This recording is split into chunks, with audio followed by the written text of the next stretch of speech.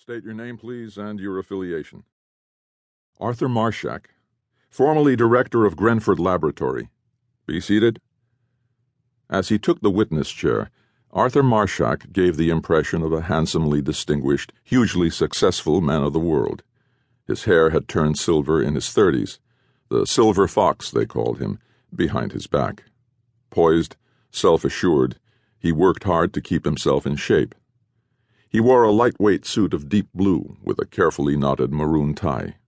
He placed a black leather-bound PowerBook computer on the table before him, then sat. The green baize-covered table also held a single pencil-thin microphone and a stainless steel pitcher of water on a tray with several plain drinking glasses.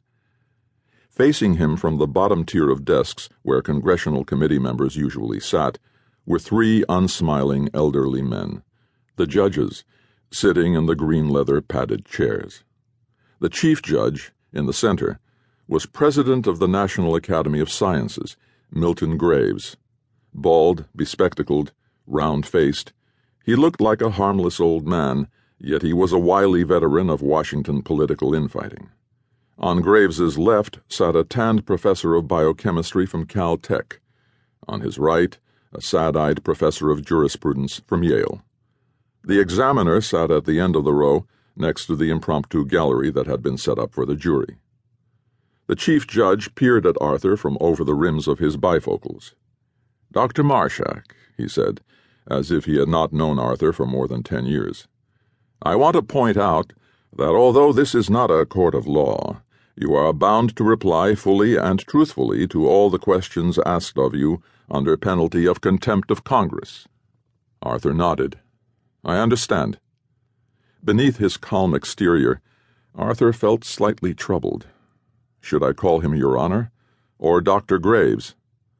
Milton Graves had helped Arthur to set up this trial, but now he was acting as if they were strangers. The men and women of the jury, a dozen carefully picked scientists, sat in their makeshift gallery along the plain white wall that held portraits of former committee chairmen. "The point of this science court," Graves said, raising his voice to address the spectators, "is to determine the scientific validity of organ regeneration in human beings. This court has the responsibility of making a recommendation of public policy to the highest levels of government. To make that recommendation, we must ascertain the scientific facts. We will deal strictly with science in this hearing, nothing more." Then he added, "and nothing less." This would be laughable if it weren't so deadly serious, Arthur thought. We're here to make a sober, calculated decision of scientific fact with half of Washington's news media breathing down our necks, waiting for me to say that I can grow a new heart for you when your original heart is failing or regenerate an amputated limb. It's going to be a circus. His brother Jesse was sitting in the front row, off to one side. Arthur turned slightly in his chair to see him, but Jesse avoided his eyes. Julia was not with him. Just as well. She shouldn't risk another miscarriage. Better that she stays home. "Dr. Marshak."